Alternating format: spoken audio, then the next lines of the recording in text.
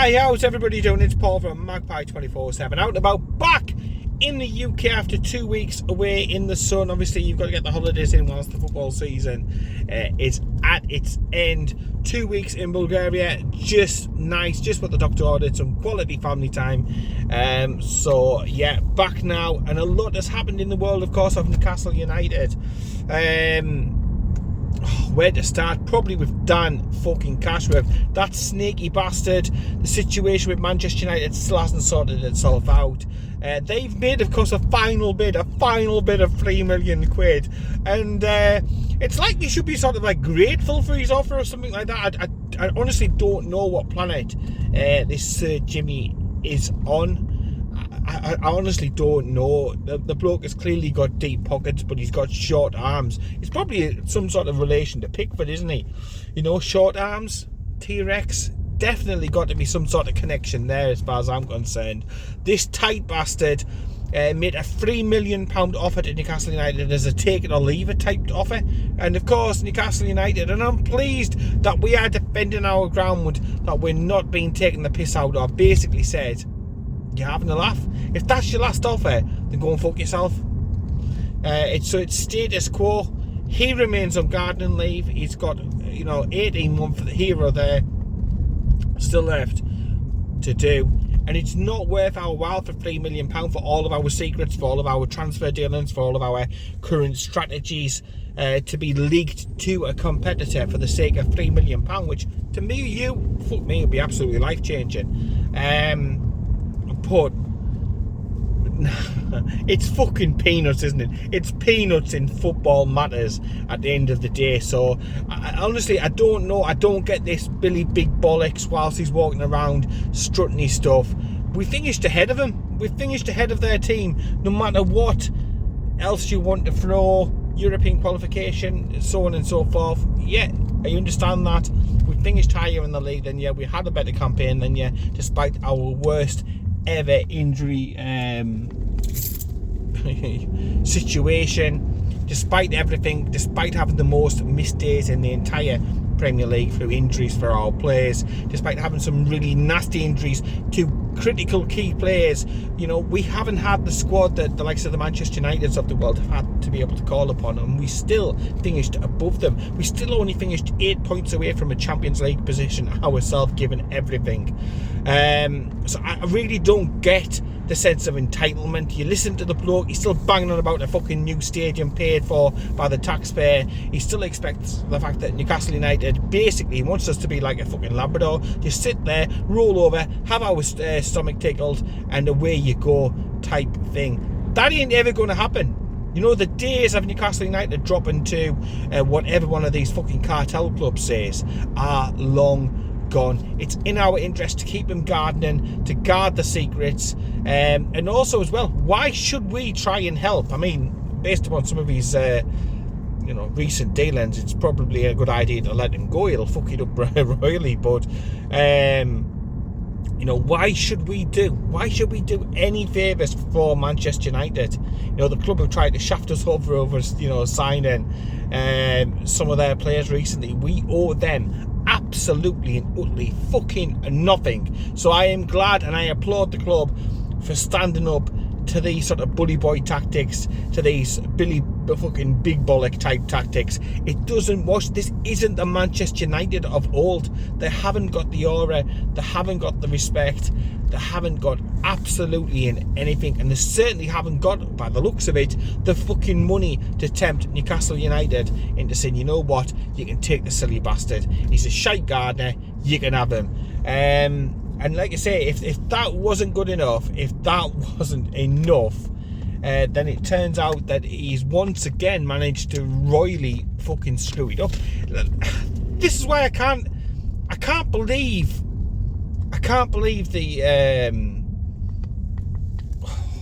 the sort of like worship, the worshipping that he gets in the footballing circles, and with all the Sky people and stuff like this, because the man's an absolute walking fucking weapon as far as I'm concerned. Couldn't run a piss up in a brewery. He's probably as fucking sharp as a marble, isn't he? At the end of the day,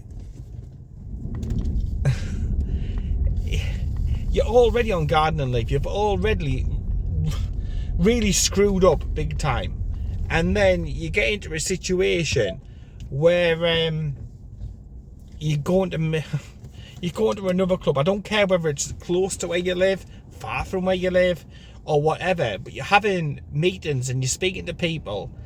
I understand his son's at the club, but this isn't the normal, you know, anybody with literally 2 fucking brain cells would be able to work out from that, you know, it's not in my interest. I'm, you know, trying to take them to arbitration, trying to get them moved, I'm trying to smooth things over, and he's, you know, he's just going off and just basically doing what he wants when he wants. It's not the way that it works.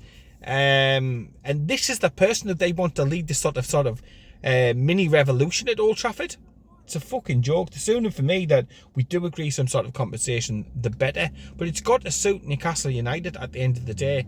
We're not in it to make the numbers up. We're not here, you know, to please Manchester United. We're not here as a conveyor belt. We've got a business plan behind us. We've got ambitious owners who want to take the club on. So unless Manchester United stump some more cash up, you know, again, he's not done himself any favours with regards even to this arbitration. He's broken rules consistently, which were in his contract. There is a £15 million clause to leave his contract. That's in there. That hasn't been sorted. That hasn't been settled. You know, Newcastle United have played it by the book. We had to pay for him. We had to pay for him. When he joined the club, we had to pay for him. And it's exactly the same here. So, you know, there's been the situation, hasn't there, with Carrick wanting to leave to join Middlesbrough recently from our youth team. Middlesbrough approached the club, found out what the compensation figure was. Obviously, it's a lot less than what Dan Ashworth is. Agreed to pay it, and permission was granted. It's as simple as that. There's no way that we want to keep people at the club, whether that's football players, whether that's admin staff, whether that's senior executives. There's no way that anybody at the club wants to keep people who don't want to be part of the project. But at the same time, we're not, you know, we weren't fucking brought down in the last shower. So there has to be that respect. There has to be that, you know, way of working to how everybody else has worked. We paid more for the, you know, for Dan Ashworth than what Manchester United are wanting to pay, and that can't be right. And it can't be right how there is agreements put in place. Dan Ashworth, literally, the ink is wet on the bastard agreement, and the man can't stick to what he says. His word means absolutely and utterly nothing. And I can't wait, like I say, get the cash banked, get some cash banked for him, get some money in, send him on his ways, let him do his fucking magic. Because as far as I'm concerned, from some of the deals that we've that we've done or not done, whilst he was in appointment, whilst he was in place at Newcastle United, then nah, I don't see what the fascination is. I don't see, you know, the sales pitch that he's been able to put out there and stuff. Has he got lucky with all the England stuff, and again taking credit for something that possibly isn't his to take credit for? I don't know. But the sooner for me that this man leaves the building, leaves the employment of Newcastle United, the absolute fucking best. But like I say, until they pay the money, until they stump some cash up, until they start getting serious and stop taking the piss. This isn't fucking 1992 with your fucking couple of £1 million here and there. Get fucking real. If he's that important to you, then pay the money and take the man off our hands. Would be happy to take Dan Ashworth down and drop him off personally at the fucking theatre stream. So that's that one polished off. We're up to date on that one. Transfer wise, obviously since I've been out of the country, Lloyd Kelly, much speculation about it, wasn't there? We've spoken about it. I think it's a cracking piece of business, to be honest. You're shifting out players like Sir Paul Dummett, and you've brought in a replacement. Do I think he'll play every single game? Perhaps not. Perhaps his history of injuries and stuff like that suggests that he won't. But he's replacing other players. I think he's a player who can play in 1 or 2 different positions. So that's a major tick for Eddie Howe. Somebody who Eddie has worked with before down at Bournemouth, so he knows him well. and again, a player who's been linked to some major clubs over the time that he's been down at Bournemouth. So yeah, I'm excited for this signing. I think it makes a lot of sense, and I've said before in previous videos, going back over last season, that it's not only just about improving the first team, because there's a lot of cracking players at Newcastle United, but when we get injuries, it's about having that squad and being able to cope with injuries and suspensions and loss of form and so on and so forth, and an ability to be able to change a game mid-match. So having as many possibilities as we can is going to help, and certainly players on the bench and squad players there that Eddie can call upon who can actually make a difference, so we're not getting a situation where we've got a Paul Dummett and you have to throw him in, or a Matt Ritchie and you're throwing him in, and with all due respect, they're just not up to the job. So I am really pleased that we've been able to make that deal happen again in this FFP PSR clusterfuck of a world that we live in. It makes sense, you're bringing them in, you're not having that outlay. Yes, the wages will be a little bit more stacked up, but if you look at some of the wages that we've been able to clear off recently, I did a thing where I totted them all up at something like £170,000 just from players the likes of Hendrick, the likes of Dummett, the likes of Ritchie, moving them out of the club when they haven't got a future at the club, when they're not really, even if we were to sign them up for another season or two, they just can't offer anything for the greater good of Newcastle United. So we brought in somebody who we can use. We've moved players out who don't really offer much to Newcastle United in the here and now. I'm not saying that they haven't been fantastic professionals, because clearly they have, but I think it makes a lot of sense. I think it's a good move. He's hungry. He's keen to get better. He's keen to tie up again with Eddie Howe. He knows how he works. He knows the systems. We've got him in nice and early, so there's that settling in period that'll all be done before pre-season even starts. So again, it's major ticks all the way down the list. That's fantastic, and another cracking bit of business for Newcastle United, and they're not going to be stopping there. Speculation in the Chronicle even today is that before pre-season training takes place, he wants another 3 players through the door for the start of what is quite a hectic pre-season with regards to obviously the tour over to Japan. Yes, financially fantastic, £12 million, but as many players as possible, please. Rotating, protecting players. The last thing you want is any sort of fatigue, any sort of injuries over pre-season, because the players are playing too many minutes. So this is, again, whilst it all ties in with getting those players in nice and early, and again getting used to the fact that everybody can get to know everyone and so on, and it keeps, obviously, as well, another thing with that Lloyd Kelly, it keeps the old Bournemouth Newcastle United connection going strong. And of course, Bournemouth are one of the teams we are facing early on with regards to the fixtures. They come out Southampton at home, the Ryan Fraser derby, it's the Tino Livramento derby. I don't know, but I think it's a cracking set of fixtures, to be honest. Everything nicely spaced out. There's no sort of group of fixtures that you're looking at it and you're thinking, wow, yeah, it's going to be on paper difficult. We've got Everton right at the end of the season as well. It would be fantastic if they were balls deep in fucking relegation trouble and they go down at St James's Park. Can you imagine the scenes? It's absolutely spectacular. And whilst they're signing players like Seamus Coleman on another year, Ashley Young on another year, anything is possible. Goodison Park, what a send-off that would be for that old stadium if it ends up their last season there, basically the season that they go down, the season that they're finally relegated. It would just be literally it would be fucking amazing. Football writes these little stories, these little subplots, and straight away as soon as I saw the fixtures I was like, yeah, that could happen. That could happen. And it was quite funny, actually, because we had some Scousers, we had some Evertonians actually out there. So the last day I was out in Bulgaria, we had a load of them come in, and you literally hear them chirp off. It was absolutely and utterly hilarious on about like, oh, they're against us, and then this, that, and the other, and The football. Why is the last game of the season not at Goodison after, you know, the big send off and so on and so forth? It made me chuckle. It made me laugh to myself, to be honest. And I was glad that I wasn't there for much longer, because straight away there would have been friction. You know, there would have been the friction with the Scouse Mackems and stuff. But yeah, an interesting set of fixtures. I think a good set of fixtures for Newcastle United.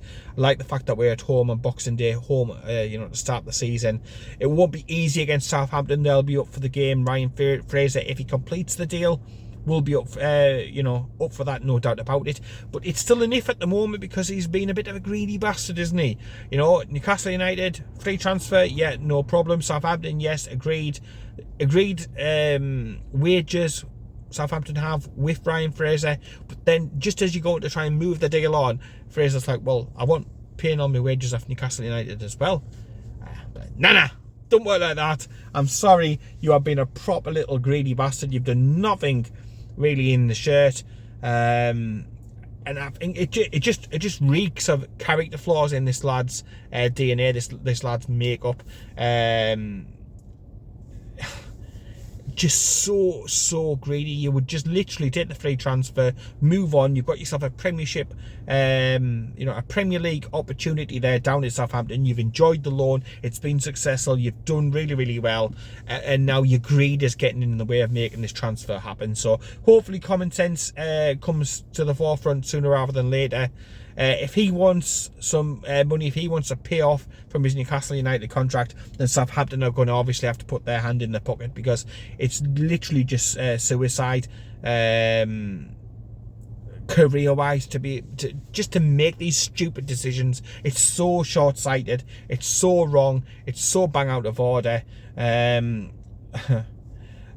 Honestly, some of these footballers, they live in such a fucking cocoon where it's just like, they don't live in the fucking real world, you know. They do not live in the real world. Hopefully common sense prevails, the deal gets done, and he stops being such a greedy bastard. But yeah, question marks over that lad, to be honest. There has been from his time at Bournemouth and what happened there towards the end.